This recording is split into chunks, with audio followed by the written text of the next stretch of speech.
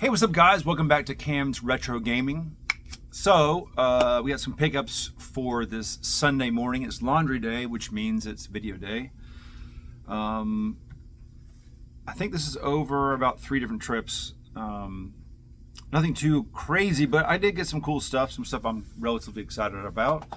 So, I was at Goodwill last week, and I guess this week too.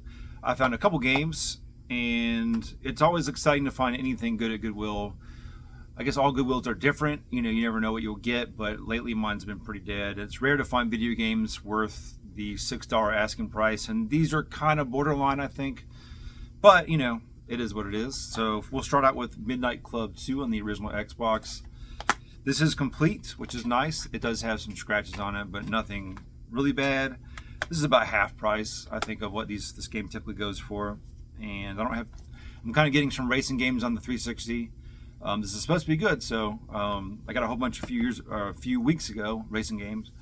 So why not? And we'll continue on with my second Goodwill pickup, Wipeout, the original one. No manual, but I can't tell you how many times I've found like the long box games at Goodwill. Maybe this might be the only one I've ever found. Beat up box, kind of crushed, but it's kind of cool. You know, this was a rental, I believe, or at least sold used at some point. And it's just neat to rescue games, even if they're not in great shape, as long as they're playable. I still think it's cool. I'm not like a condition freak. If I can find it for a good deal or feel like I'm kind of saving the game from an existence of purgatory at Goodwill, I'm happy to do so. So next, these are all from a local store, sort of a local media store. First off, this is very unusual, but you know I'm the Game Gear freak, have the complete US set, but this is one of the Puyo games. I think this is the sequel. Complete in box, which is kind of crazy. This is, of course, the Japanese version, but the Game Gear is region free. Still has the wrapper. Little baggie on there. I don't know if it's new, but it looks pretty damn new. I don't know where they got this, but I've never seen a Game Gear game complete, it being the Japanese version. I believe this is the Japanese version, so really cool. Yeah, it is. So it's what's funny is it says for sales in use in USA. I'm sorry, I'm an idiot. For sales and use in Asia, made in Japan. I thought it said USA for a second, so I was like, that's kind of weird. Anyway, never seen one of these before, and I have one, so that's really cool. Next, we have, this was in the scratched section, the Umbrella Chronicles on the Wii. I'm actually playing, what am I playing on the Wii right now? It's another rail shooter. The Dead Space game on the Wii. I forgot what it's called, but I'm playing that right now. It's pretty fun. This is, from what I understand, similar. It does have the manual. It was a Hollywood video rental, as you can see from the back, but it was about a third of the price, even though it doesn't have like the actual insert. But, you know, as you get older, that kind of stuff likely stops mattering so much as long as you have the game in a physical form. So yeah, I don't get too picky about that kind of thing. You know, like I said, this is a former rental. I just think that's cool. I like saving games, kind of putting them into their retirement home in my collection from rental situations or abuse. Anyway, let's see. We'll start out with another Xbox game. Excuse me. I'll tell you, allergies are no joke today. I'm trying not to cough constantly, but I woke up with a terrible headache. The Punisher for the Xbox, I got this for about $10 to $12 less than retail. It is complete. It's a nice looking copy. I'm a big Punisher fan. I have all the comics.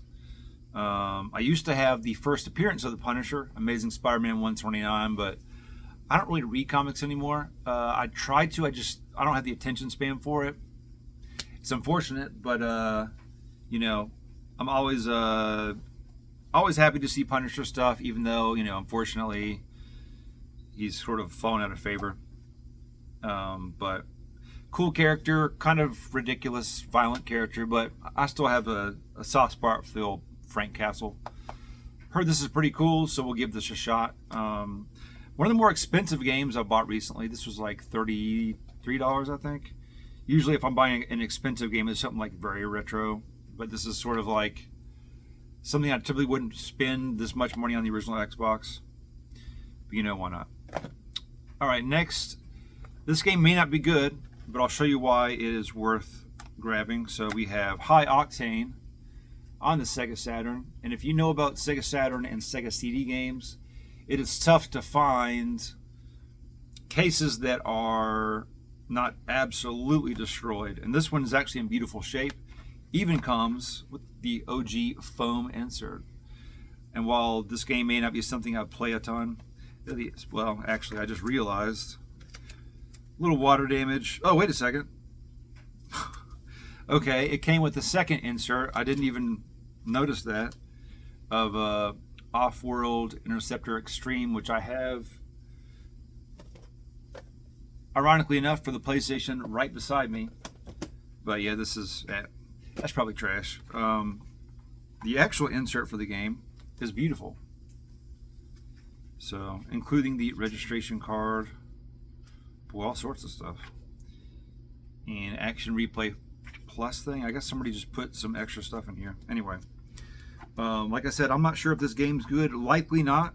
It looks like an early release on the Saturn, but to find a case this good, you don't pass it up. It's, I think it was like 15 bucks, so it's almost worth the price of admission just for the case. I'll likely swap out this case for a more high dollar game and kind of put a crappier case on this, and relegate this to crappier case. But it's what you do as a Sega CD, Sega Saturn collector. And speaking of Sega CD, I was on the way out and this was just sitting on a shelf, not even close to video games. Stellar Fire for the Sega CD, also complete. If I find a Sega CD game I don't own and it's you know, relatively cheap, either it's below retail or very affordable, and the case is nice, I will grab it because I have just a soft spot for the Sega CD, Sega Saturn too, but that console can be pretty expensive. Well, Sega CD as well, but this is probably not a great game. Haven't played this one, but it's a Sega CD, so I got to do it. And with the Triple Threat, didn't think I'd ever find this. This was pretty cheap, and it should have been more expensive, but it's kind of a little bit scratched. Golden Axe: The Duel for the Sega Saturn import version. This is a fighting game based in the Golden Axe universe. All I can think of is, like, what if they put Golden Axe: Revenge of Death Adder on the Sega Saturn? That would have been amazing instead of this, but it's a Sega Saturn game, and I'm not going to turn down a cool Sega Saturn game, especially for, I think this might have been like $12. So yeah, Golden Axe: The Duel. Last, and very much not least, I told you about Pokemon Emerald last week, and I found Pokemon Crystal for a really good deal because it has the dead battery, but I replaced the battery last week and it works like a charm, saves great. So I will begin my Pokemon journey likely with this. Just have to finish, I'm playing Toad's Treasure Tracker on the 3DS, and I'm playing Dead Space on the light gun game. I guess not technically the light gun, but on-rail shooter on the Wii, so I'll finish those. I still need to finish one more game on the GameCube. I've been kind of at this for a long time, keep putting it down, but Eternal Darkness. There's just a lot to remember with like some of the spells and controls and stuff. I need to finish that game, get that one done. So anyway, thank you guys so much for watching. I love doing these videos. Really enjoy doing them. Thanks for just subscribing if you're doing so. And you know what? I guess we'll see you guys very soon. Take care.